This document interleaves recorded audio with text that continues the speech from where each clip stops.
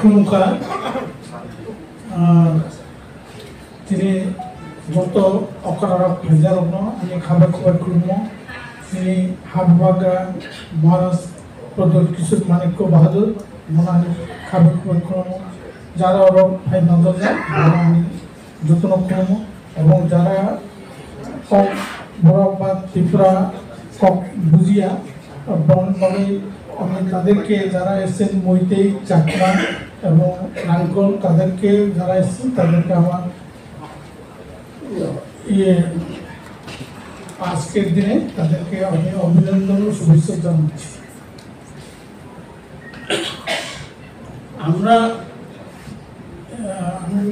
আমরা এখানে সমবেত হয়েছি একটা কারণে যে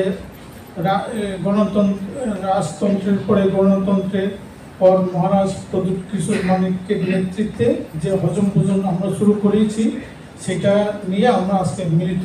কারণ এই আজকের দিনে কেন আমরা এটা আলোচনা করতে বাধ্য হচ্ছি যে আমাদের যে পরিস্থিতি খুবই বিপদের সম্মুখীন, এই অবস্থায় আমাদের কি কি করণীয় আমাদের প্রদ্যুৎ কিশোর মানিক্য মহারাজ উনি দেখবেন। তথাপি আমি দুই একটা কথা বলবো। মেইনলি আমাদের এখানে সারা পৃথিবী জুড়ে, সারা ভারতবর্ষে জুড়ে এখন একটা আইডেন্টিটি ক্রাইসিস বা তাদের জমি জমা নিয়ে বা ডেমোগ্রাফি চেঞ্জ হওয়ার কারণে ইলিগেল মাইগ্রেন্টের জন্যে সেটা একটা বিরাট বিপদের আশঙ্কা বা বিপদের সম্মুখীন হওয়ার সম্ভাবনা আমরা দেখেছি। ত্রিপুরা রাজ্যেও তার ব্যতিক্রম নয়। যে দিল্লি থেকে যে হোম মিনিস্টার যে 19 মে যে নোটিফিকেশন জারি করেছেন সেই নোটিফিকেশনটা সঠিকভাবে রূপায়ণ হয়নি। কিছুদিন আগে মুখ্যমন্ত্রীর সঙ্গে আমার সাক্ষাৎকার হয়েছিল, এখানে আমার কথা রাখার সুযোগ পেয়েছিলাম আমি। সেখানেও আমি ইলিগেল মাইগ্রেন্ট ইস্যুটা তুলেছি এবং মুখ্যমন্ত্রীর উদ্দেশ্যে বলেছি যে ত্রিপুরা রাজ্যের যে ডেমোগ্রাফি চেঞ্জ হওয়ার পিছনে ইলিগেল মাইগ্রেন্ট, সেই ইলিগেল মাইগ্রেন্টটাকে আপনি স্টপ করেন, পুশ ব্যাক করেন। যে নির্দেশ আছে ডিটেনশনকে করা, সে আইডেন্টিফাই করা, সেটা করে সেই কাজটা ত্বরান্বিত করার আমি ওনার কাছে আবেদন রেখেছি এবং বলেছি যে ইলিগেল মাইগ্রেন্ট আমাদের এখানে হওয়ার পিছনেও কী কারণ সেটা আমি ওনাকে বিস্তারিত বলেছি। একটা কথা সেটা হচ্ছে যেমন POK মানে পাকিস্তান অকুপাইড কাশ্মীর, আর ত্রিপুরা ক্ষেত্রে কি হয়েছে বাংলাদেশ অকুপাইড চট্টগ্রাম, যার কারণে ওইখানকার লোকগুলা বা চাকলা রসুনাবাদ যারা অকুপাইড করেছে হিন্দু অধ্যুষিত এলাকা, সেই সব এলাকায় আমরা সিলেট, নোয়াখালী, কুমিল্লা, চট্টগ্রাম 4টা ডিস্ট্রিক্ট আমাদের মহারাজা করতলে ছিলেন মহারাজা দৈন্য মানিক্য এবং তার সুযোগ্য সেনাপতি রায়কাচাগৌড় রায় কসমের নেতৃত্বে সেই জায়গাটা আমাদের ছিল এবং এটা মহারাজ বিক্রম আমল অবধিও আমাদের হেফাজতে ছিল। তাহলে এই অঞ্চলটা বাংলাদেশ বা পূর্ব পাকিস্তান সেটাকে অকুপাইড করে রেখেছে। আমি মুখ্যমন্ত্রীর মাধ্যমে রিকোয়েস্ট করেছিলাম যে আপনি দিল্লি সরকারের কাছে কেন্দ্রীয় মন্ত্রিসভার কাছে তুলুন যে এই যে বাংলাদেশ অকুপাইড চট্টগ্রাম এবং চাকলা রসুনাবাদ সেটাকে যাতে পুনরুদ্ধার করা যায়। আপনারা বলে থাকেন যে কাশ্মীর জু করকে লেকে রেঙ্গে বলতে পারেন, তাহলে আমাদের চট্টগ্রাম কেন নেওয়া হচ্ছে? কিছুদিন আগে বাগুইছড়াতে যেভাবে আমাদের ভাই বোনদের তারা 6 জন লোককে মেরেছে, দর্শন করেছে, তারা উল্টা বলছে দর্শন হয়নি, মিথ্যা বলেছে, এটা বানানো, এইসব মিথ্যা অপবাদ। তাছাড়াও আমরা আরেকটা দেখি ভারতবর্ষের মধ্যেও আজকে দুঃখ করে আমি এটা বলতে চাই যে ব্যক্তি সায়েন্টিস্ট, পরিবেশবিদ এবং সে জঙ্গল রক্ষা করে, সেকে সুনম ওয়াংসুক, আপনারা অনেকে দেখেছেন হোয়াটসঅ্যাপের মাধ্যমে, তাকে মিথ্যা অপবাদ দিয়ে সন্ত্রাসবাদী বানিয়ে তাকে অ্যারেস্ট করে জোর করে ধরে রেখেছে। এটা কি ন্যায় হয়েছে? মাননীয় কেন্দ্রমন্ত্রী যশস্বী প্রধানমন্ত্রীর কাছে আমার প্রশ্ন, কেন ওইসব আমাদের যে সত্যিকারের যখন চীন পাকিস্তানের সঙ্গে যুদ্ধ হয় তখন এই সুনম ওয়াংচুক এবং লাদাখ যে আমাদের বাইরে আছেন তারা সব সময় ভারতের সঙ্গে একতাবদ্ধ হয়ে তাদেরকে সহযোগিতা করেছে, অথচ তাদের পরিণাম কি? আজকে সন্ত্রাসবাদী। এই কারণে আমি বলতে চাই যে এইটা অন্যায়। আমরা এটাকে বলতে চাই, শুধু এখানে না, আমাদের ভারতবর্ষেও ত্রিপুরা রাজ্যেও যে মার্জার হওয়ার পরে আমাদের কি অবস্থা হয়েছে আপনারা সবাই অবগত আছেন। এখানে ডেমোগ্রাফি চেঞ্জ হয়েছে, কারণ এখানে একটা জিনিস পরিষ্কার, 1949 এবং 1951 বা 52-তে যারা এসছে তাদেরকে ত্রিপুরা রাজ্যে গভর্নমেন্ট তাদেরকে রিফিউজি কার্ড দেওয়া হয়েছে। রিফিউজি কার্ড করে তাদের শরণার্থী হিসাবে ডিক্লেয়ার করা হয়েছে। তাদেরকে সবাইকে ত্রিপুরা রাজ্যের বিভিন্ন প্রান্তে তাদেরকে পুনর্বাসন দেওয়া হয়েছে এবং সেই কারণে তারা ভারতীয় নাগরিক এবং সে ভারতীয়। এরপরে যারা 1951 থেকে 1961-এ যে হারে লোক সংখ্যা বেড়েছে, আমাদের ত্রিপুরা রাজ্যের লোক সংখ্যা ছিল 6 লাখ, পরবর্তীতে 1961 সেটা বেড়ে হয়েছে কত? 11.5 লাখ। তার মানে কত পার্সেন্টেজ হয়েছে? 78.71%, নিয়ারলি 80%। তাহলে সারা পৃথিবীতে কোথাও এত পার্সেন্টেজ গ্রোথ রেট হয়নি, একমাত্র ত্রিপুরাতে হয়েছে। এটা ইন্টারন্যাশনাল লেভেলে হোক, আন্তর্জাতিক লেভেলে হোক, এর চেয়ে উচ্চ হারে গ্রোথ জনহার বৃদ্ধি হয়নি।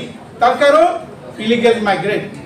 এবং 1971-এও একটা জিনিস পরিষ্কার, যে শেখ মুজিবুর রহমান এবং আমাদের প্রয়াত ইন্দিরা গান্ধীর মধ্যে একটা চুক্তি হয়েছিল যে 1971-এর মার্চের পরে তারা আর ত্রিপুরা রাজ্যে থাকতে পারবে না। তখন ত্রিপুরা রাজ্যের লোক সংখ্যা ছিল 15 লাখ এবং এই শরণার্থী এসছে 14.5 লাখ। অফিসিয়ালি, নন অফিসিয়ালি আরও বেশি। এটা আমার কথা নয়, বাংলাদেশের টিভি, বইয়ে, সব জায়গাতে এটা প্রমাণিত। এই লোকগুলো যায়নি, যার কারণে ইন্দিরা গান্ধী এবং শেখ মুজিবুর রহমানের মধ্যে এটা চুক্তি হয়েছিল। এখন থেকে আমরা ইলিগাল মাইগ্রেন্ট ধরতে গেলে 1971-এর পর থেকে এটাকে ধরতে হবে। এটা না ধরলে কিভাবে হয়? যে কিছুদিন আগে নাগরিকত্ব লাভের জন্য আগে 14 আসলে এখন 24, সেটার সঙ্গে এটার কোনো মিল নেই। ওইটা হয়েছে তারা নাগরিকত্ব অ্যাপ্লাই করতে পারবে এটার সঙ্গে। আর এইটা যারা ইলিগাল মাইগ্রেন্ট 1971-কে বেস করে তাদেরকে পুশব্যাক করতে হবে। সেটাই হচ্ছে আমাদের কথা এবং আমাদের দাবি। এবং আমি আরও বেশি কিছু বলবো না, তবু আরেকটা কথা বলতে চাই। কাস্টমার ল নিয়ে আমরা ওই দিনে বিস্তারিত আলোচনা করেছে এবং মাননীয় মুখ্যমন্ত্রী কথা দিয়েছেন উনি দেখবেন। তৃতীয়ত, জমি নিয়ে একটা কথা বলবো, সেটা আমাদের ত্রিপুরা রাজ্যের কিছু কিছু জায়গায় যেমন পানিসাগর দমনগর মহকুমায়, Juithang ADC village, Naobag ADC village, without information, without permission, without discussion ওই জায়গাটা এভিকশন করার জন্য দমনগরে এসডিএম এসেছেন। আমি ডাইরেক্টলি মুখ্যমন্ত্রীকে প্রশ্ন করেছি, আপনি কিভাবে এইসব জায়গা এবং মোর ওভার ওই জায়গাটা এডিসি এরিয়া কিভাবে আপনারা এভিকশন করতে পারেন, এটা আপনি ইন্টারভেন করেন এবং এটাকে বন্ধ করুন। এছাড়াও আমি কথা রেখেছি, সাবরুমের লদুয়া জায়গাতে 140.47 একর এবং আরেকটা জায়গায় 58.27 একর, টোটালি 500 কানি জায়গা, তারা 500 কানি জায়গা নিয়ে গেছে। আমাদের এডিসি মন্ত্রীরা এখানে এসেছেন, আমি তাদের কাছেও চিঠি দিয়েছি এবং যেসব জায়গা নিয়েছে সে কাগজ দিয়েছি, আমাদের মহারাজ কাছেও দিয়েছি এবং চিফ মিনিস্টারকে ওই দিন আমি হাতে না দেয় সেটাকে সেই কাগজটা ধরিয়ে দিয়েছিলাম। কিন্তু আমাদের বুঝতে হবে আমাদের জায়গা নিয়ে ছিনিমিনি খেলছে এবং সারা বার করছে। এখন শুধু জায়গা নিয়ে সমস্যা, ইলিগাল মাইগ্রেন্ট নিয়ে সমস্যা, এটাকে আমরা সজাগ দৃষ্টি রাখতে হবে।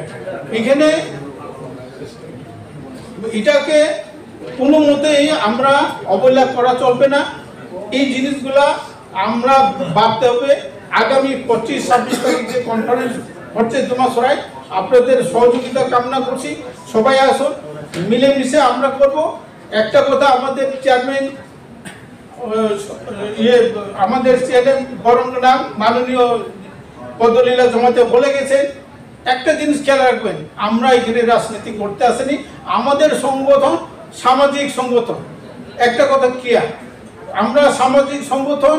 আমরা রাজনীতির ঊর্ধ্বে উঠে সামাজিকভাবে কাজ করব। এখানে কিছু কিছু আমাদের অনেকেই বলেছেন যে কেন মুখ্যমন্ত্রীর এখানে গেছেন সমাজপতিরা। মুখ্যমন্ত্রী আজকের বিজেপির মুখ্যমন্ত্রী, কালকে কংগ্রেসের মুখ্যমন্ত্রী, পরশু সিপিএমের মুখ্যমন্ত্রী হতে পারে। যে কেউ থাকলে আমরা সামাজিক সংগঠন হিসাবে সেখানে যেতেই পারি, সেটা আমাদের কর্তব্য। আজকে মহারাজ দেখেছেন, আমরা মহারাজের কাছে চলে এসেছি।